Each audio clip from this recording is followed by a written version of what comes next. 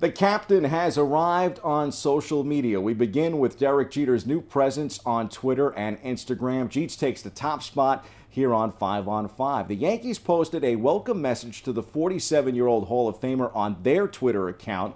Jeter left his post as CEO and minority owner of the Miami Marlins in February after roughly 4.5 years with the club. His arrival on socials comes ahead of his new doc on his career called The Captain. The 7-part series will air on ESPN in July. Must-see TV.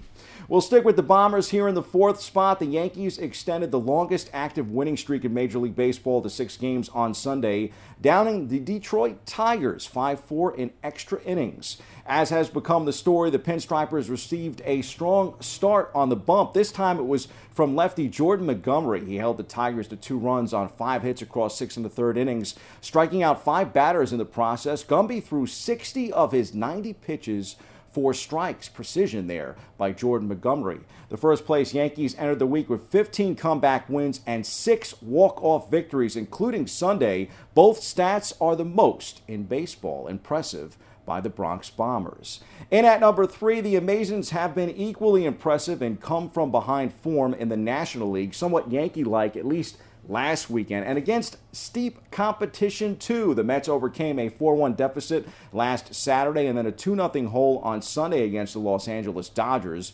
Pretty much an open casting call for contributors for the Mets, but I will say this, like Aaron Judge carrying the Yankees of late, he was named Player of the Month in the American League. Pete Alonso has been that star for the Mets. He's on pace for 47 dingers and 156 RBI. For the team with the best record in the National League. Subway Series, here we come. On the ice, the Rangers open the conference finals with back-to-back wins before dropping Game 3 in Tampa Bay. Looks like a real series now between the Broadway Blue Shirts and the Lightning. The Rangers coming in here at number 2. They were the better team. We come in here, we knew it was going to be a battle. I was pretty happy after 2 periods. It was 2-2. You give yourself a chance to win, and that's what we done. And we didn't do a great job of that before in some road games, but I thought we stayed with it. We had an opportunity, and unfortunately they get the late goal to win the hockey game, but we got outplayed, but we had a chance to win late. Yeah, anytime the home team gets a win, they're going to have a little pushback. We kind of expected that going into yesterday's game. So, I think it's just about managing that, sticking to what we know and what's gotten us here all year. It's just our details, and like I said, we knew they were going to push back, so I think it's just about managing that and coming back tomorrow, matching that intensity. And in at number 1, our race recap from the weekend, starting with IndyCar in Detroit.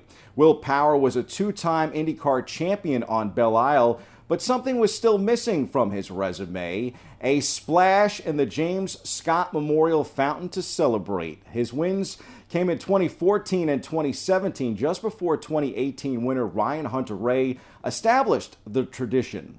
Power surged through the final race on Belle Isle to win the 2022 Chevrolet Detroit Grand Prix last Sunday. Afterward, he and most of his Team Penske crew finally felt the icy waters, the last before the race returns downtown in 2023. Here's more with Will Power. We have been really strong at pretty much everywhere except Indy this year. So, I think the team is.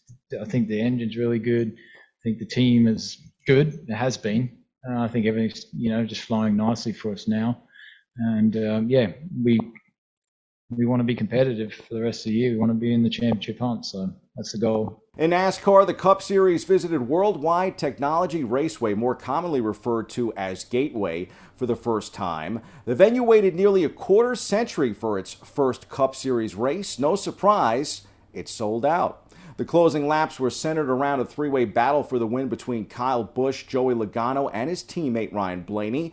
Logano clung to Busch's rear bumper, trying to get alongside the leader. Then, a brake failure sent Kevin Harvick's Mustang into the outside wall in turn 3, sending the dramatic race into overtime. Busch and Logano were door-to-door down the backstretch. Busch couldn't keep his car low enough, opening the door for Logano to drive the last lap safely to victory lane. Here's Logano on the race win. All of us unloaded with pretty good speed in the cars. And for whatever reason, we hit it. For not having much data and, how to set up the car for this racetrack, it was pretty close. And so there's that, but I think there's also the how quick you got to adapt at these racetracks when you go there for the first time, as far as how you call the race, how you restart, how you pass cars. Those things, we don't know what those are going to be until the race starts. What lines we're going to run.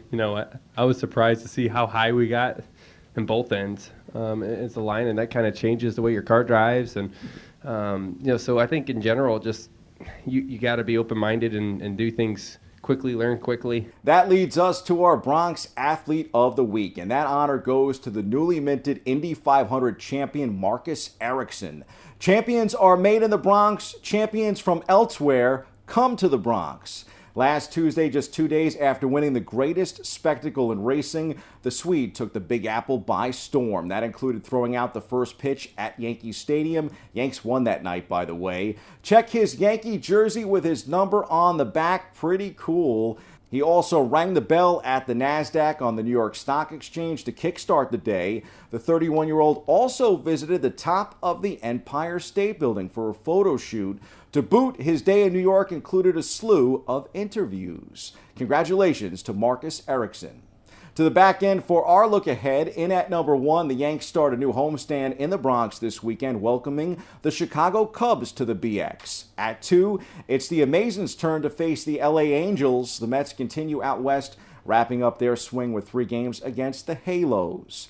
At 3, Game 4 of the NBA Finals is tonight as Golden State and Boston continue their slugfest. Coming in at 4, the Stanley Cup Final is about a week away after conclusion of the 2 conference finals. Colorado's certainly looking dominant out west. And at 5, in the world of open-wheel racing, IndyCar is back in action at Road America in Wisconsin this weekend, while Formula One takes center stage in Baku on Sunday. Not to be outdone in motorsports, the world's most dangerous motorcycle road race, the Isle of Man TT, concludes today. They had 2 deaths in 4 days, unfortunately, last week, still the most dangerous of them all. We hit the C-list for an On This Date in Bronx sports history so good, it's twice as nice.